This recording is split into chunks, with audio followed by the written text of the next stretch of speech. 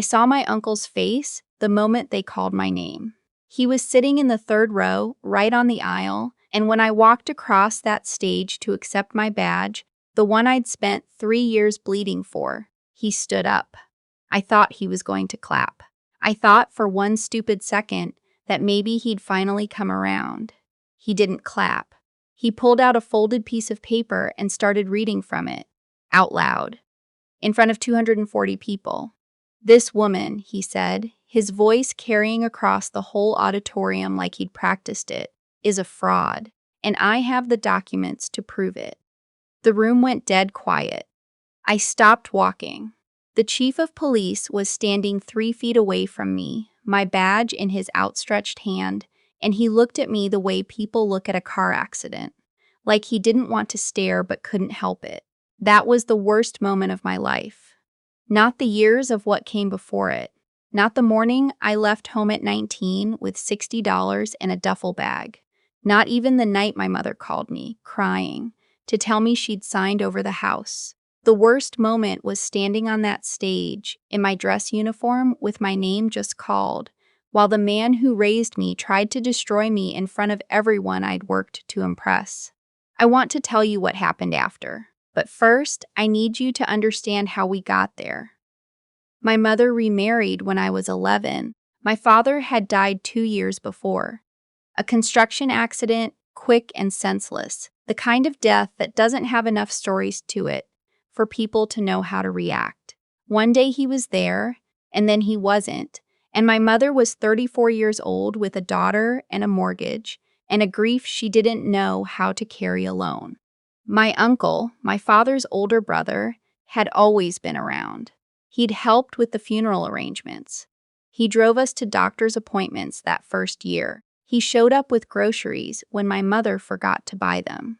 He made himself indispensable, and he did it so gradually that by the time I realized what was happening, his name was already on our lease. He was never cruel in ways that left marks. That's the thing about men like him. He was cruel in the way that makes you question your own memory. He would say something cutting at dinner, something that made my stomach drop, and then laugh and say I was too sensitive. He would tell my mother I was struggling in school, which I wasn't, and suggest she limit my activities for my own good. He signed me up for a summer program at the community center the summer I was 13. And when I made a friend there, a girl named, well, I'll call her my best friend because she still is, he told my mother that girl was a bad influence and I was forbidden from seeing her outside of school. I didn't understand at 11 or 12 that this was control. I thought it was authority. I thought that's what adults did. They made decisions you didn't like, and you lived with it. And eventually you grew up and made your own decisions. I held on to that like a lifeline. Eventually I'll grow up. What I didn't see, what I couldn't see, was that he wasn't just managing me. He was managing my mother. Every decision she made went through him. Every purchase, every plan, every phone call to her own sister. By the time I was 15, my mother had stopped seeing her friends. By the time I was 17, she'd stopped seeing her family too. I stayed as late at school as I could. I joined every club that let me be somewhere else. The debate team, the newspaper, the volunteer EMT program they offered through the county. That last one changed my life, though I didn't know it yet. The advisor was a retired firefighter who ran the program like a second job, and he told me on the first day that if I could keep my head when everything around me was chaos, I had a future in public safety. I wrote that down in my journal that night. I read it back every time things at home got bad. I applied to the police academy the week I turned 21. I didn't tell my mother until after I'd already been accepted. Not because I was ashamed, because I knew that if my uncle found out before I was in, he would find a way to talk her out of supporting it. He had an instinct for those things. He could sense when something was going to give me independence, and he moved against it before it could take root. When I told her, she cried. The good kind of crying, I thought. She hugged me and said she was proud of me. My uncle walked in from the garage, heard what we were talking about, and went very still in that way he had. That meant he was calculating. "You sure that's a good fit for you?" he said. Not a question, more like a suggestion that I reconsider. "I'm sure," I said. He nodded slowly. "Well, we'll see." I moved out 3 months later into a studio apartment with peeling linoleum and a radiator that clanged all night. I worked 2 jobs while I was in the academy: morning shifts at a diner before training, weekend security at a parking garage. I ate a lot of pasta and called my mother every Sunday and tried not to think too hard about the fact that she never called me first. The academy was the hardest thing I'd ever done.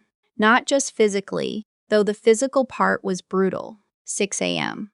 Runs, defensive tactics, scenario training that left bruises I had to hide under long sleeves so nobody at the diner asked questions. The hardest part was the psychological piece. They wanted to know how you'd respond under pressure, not when you were rested and comfortable and had time to think. Under pressure, when the decision had to be made in 3 seconds and there was no right answer, only the least wrong one. I found out I was good at that. My instructor told me so during week 6 in a tone that sounded almost surprised. "You don't freeze," she said. "Most people freeze." I didn't tell her that I'd had a lot of practice not freezing, that I'd grown up in a house where the temperature could change without warning, where I'd learned to read the room the way some people learn to read weather.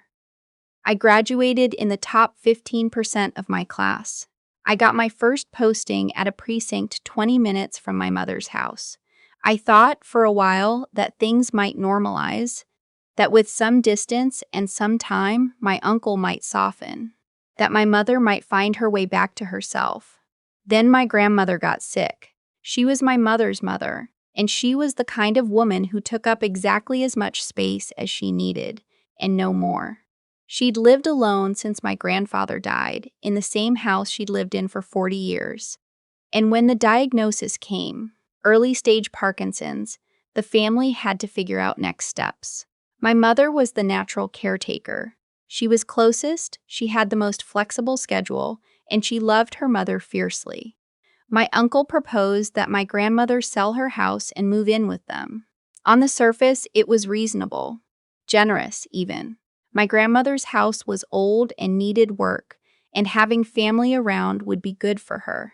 But I sat with that uneasy feeling I'd learned to trust, and I did something I hadn't done in years. I called my mother's sister, my aunt, and asked her what she thought.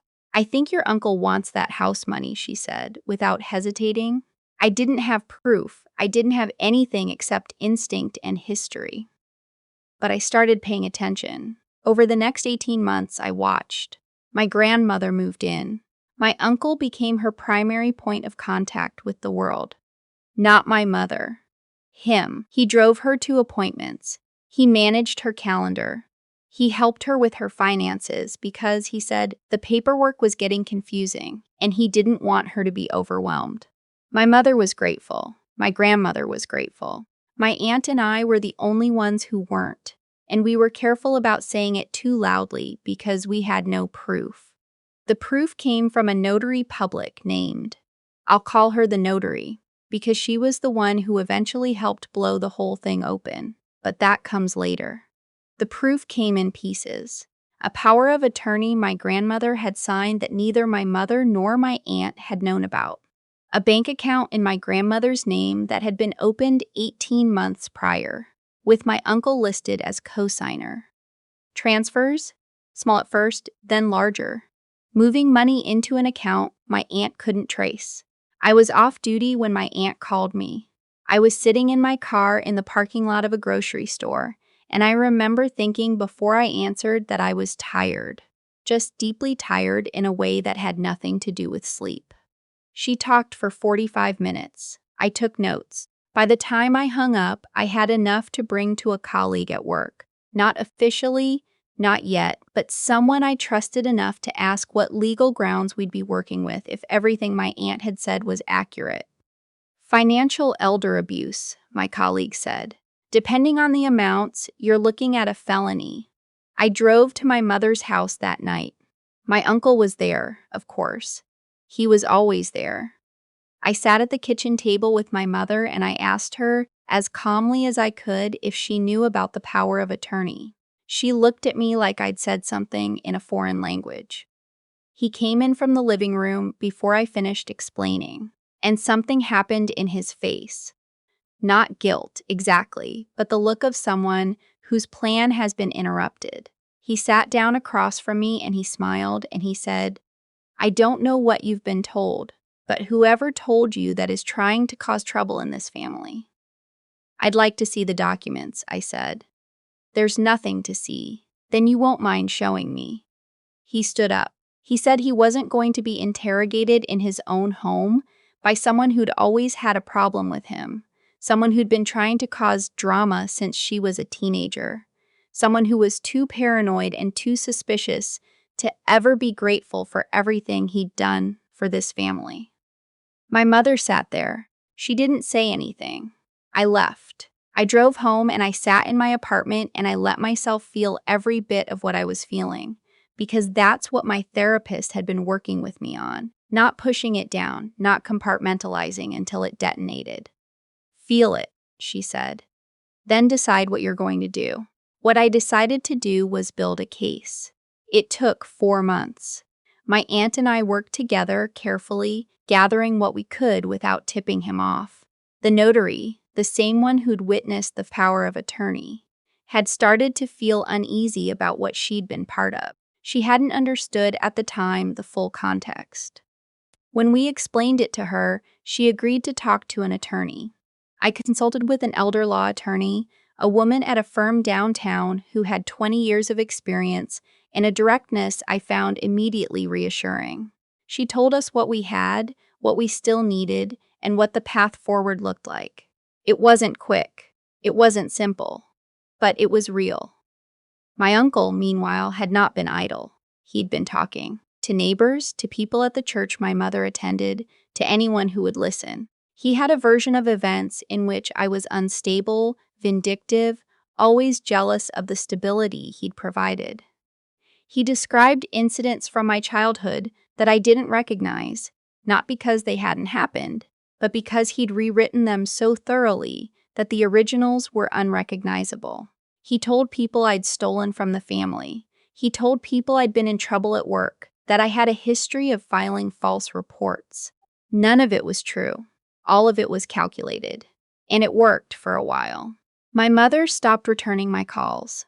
2 of her friends, women I'd known my whole life, stopped making eye contact with me at the grocery store. My grandmother, who was by then more isolated than ever, seemed confused about who to believe. I want to be honest about this part. It broke something in me. Not my resolve. I want to be clear about that, but something softer. The part of me that had held on to the idea that eventually, if I was good enough and patient enough and careful enough, things would work out the way they were supposed to. It's hard to keep believing that when the people you love are looking at you like a stranger. My therapist reminded me, during one particularly bad week, of something I'd said in our first session. I'd told her I wanted to stop feeling like I was always bracing for impact. That was still the goal, she said. We were still working toward that. The ceremony was scheduled for a Tuesday in April. I'd been promoted. After 4 years on the force, I'd passed my detective's exam and been selected for the Criminal Investigations Division. The promotion ceremony was a formal event. Dress uniforms, families invited, the chief presiding. My aunt was coming. My grandmother, who was having a better month, had agreed to attend with the part-time aide who looked after her 3 days a week. I hadn't told my mother. I didn't know whether she would come or whether, if she came, she would come alone. She came, with my uncle. I saw them from across the room during the reception beforehand, and I had a moment, just a moment, where I thought maybe it would be okay. Maybe he would sit there and be quiet and let this be what it was supposed to be. My name was called third. I walked to the front of the room. The chief was standing at the podium, my detective's shield on a small tray beside him. The room was full, maybe 160 people, officers and families and city officials, and a reporter from the local paper who'd been covering the department's reorganization. My uncle stood up. He walked to the center aisle, and in a voice that was steady and loud enough to carry, he said he had something to say before this ceremony continued. He said I had accused a member of my family of crimes he hadn't committed. He said I had used my position on the force to harass and intimidate a private citizen. He said he had documentation and he was prepared to submit it to the department's Internal Affairs Division, and that he felt the people in this room deserved to know who they were honoring before they honored her. The chief looked at him, then at me, then back at him, and then Captain Darren Webb, my direct supervisor, a man I had worked under for 2 years and who did not raise his voice as a general rule, said in a tone I'd never heard from him before, "Sir, sit down." My uncle did not sit down. Captain Webb walked off the platform and crossed the room in about 15 steps and stood directly in front of my uncle and said, "I know exactly who you are, and I know exactly what this is. Sit down now, or I will have you removed." The room was completely silent. My uncle sat down. The ceremony continued. The chief called my name again. I walked to the podium, and I stood there while he pinned my shield, and I felt the weight of it. Not just physically, though it does have weight, it's heavier than it looks, but the other kind of weight, the kind that comes from having worked for something real, from having chosen who you were going to be on every single day that made it harder. I gave a short speech. I'd prepared something different, something formal, but standing there, I scrapped most of it and said what I actually meant. I said I owed my career to 2 things: stubbornness and good mentors. I said I'd learned more from the people who'd tried to break me than from the people who'd tried to help me, because you don't learn what you're made of when everything is easy. I said I was grateful to everyone in that room who had chosen to show up honestly, and I looked at my aunt when I said it, and she was crying, and that almost got me. After the ceremony, Captain Webb found me in the hallway outside the reception room. He told me what I already knew, that my uncle's documents amounted to nothing, that the department had already been made aware of the situation through proper channels, that the attempt to create a public spectacle was going to make things considerably worse for my uncle, not better. He also told me something I hadn't expected. He said that 2 years prior, he'd had a conversation with his mother, who had been in a similar situation, financially, with a relative who had inserted himself into her affairs, and that it had taken him longer than it should have to see what was happening. He said he'd been watching my case, peripherally, since I'd first brought my concerns to the department. He said he was sorry it had taken this long to get here. I didn't cry in front of him. I waited until I got to the bathroom, and then I sat on the edge of the counter and I let it happen. Because my therapist was right. You have to feel it. The legal proceedings took another 8 months. The elder law attorney filed a petition to review the power of attorney, which led to an investigation, which led to a forensic accounting of my grandmother's finances over the prior 2 years. The total amount that had been transferred out of her accounts across various transactions was just over $62,000. My uncle had also been named in her updated will, a version that had been drafted without my grandmother's regular attorney present, and that she, when asked directly by the court-appointed investigator, said she didn't remember signing. He was charged with financial exploitation of a vulnerable adult, a Class C felony in our state. His attorney argued that the transfers had been consensual, that my grandmother had been fully competent, that I had orchestrated a campaign of harassment against an innocent man because I'd always resented his role in our family. My grandmother testified. She was 79 years old, and her hands shook a little on the railing, but her voice was clear. She said she had not understood what she was signing. She said she had trusted the person beside her. She said she was embarrassed that it had taken this long for her to say any of this out loud. My mother testified too. I didn't know she was going to. She hadn't told me. She'd called me the night before and we'd talked for 2 hours. The first real conversation we'd had in almost a year. She cried. I cried. She said things I'd needed to hear for a very long time. And I said things I'd been afraid to say, and by the end we were both exhausted, and something had shifted in a way I couldn't fully name yet. On the stand, she described, quietly and without drama, what the last 7 years had looked like from the inside. The slow reduction of her world. The way she'd been kept from her sister and her mother, and, eventually, from me. She said she had told herself it was for stability, that she needed to be reasonable, that she was protecting the peace. She said she understood now that she had been afraid. My uncle was convicted, sentenced to 3 years with eligibility for parole after 18 months, along with restitution to my grandmother's estate in the full amount plus legal fees. I was in the courtroom when the verdict was read. I sat next to my aunt and she took my hand when the foreman said the word guilty, and I held on. After, in the parking lot, my mother and I stood together for a long time without talking. The late afternoon light was doing that thing it does in April, low and golden and slightly unreal. She had her arms folded across her chest, not defensively, just the way you hold yourself when you're not sure what to do with your hands. "I'm sorry," she said, finally. "I know," I said. "It's not a complete resolution. I don't believe in those, not really. My mother and I are still finding our way back to each other. And it's not linear. There are weeks that are good and weeks that aren't. My grandmother is doing better than expected. She's back in a place of her own, a senior living community that she loves, with people she calls her friends and a garden plot she tends on Wednesdays.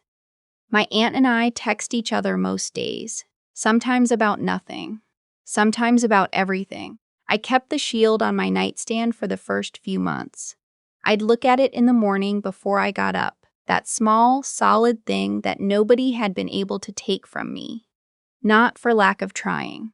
My therapist asked me once, during a session about 6 months after the trial, what I would say to my 11-year-old self if I could. The one who'd just lost her father and was watching a stranger slowly fill his absence and had no language yet for what was wrong. I thought about it for a while. Then I said, "You're not imagining it, and you're going to be okay." She wrote that down. I did too.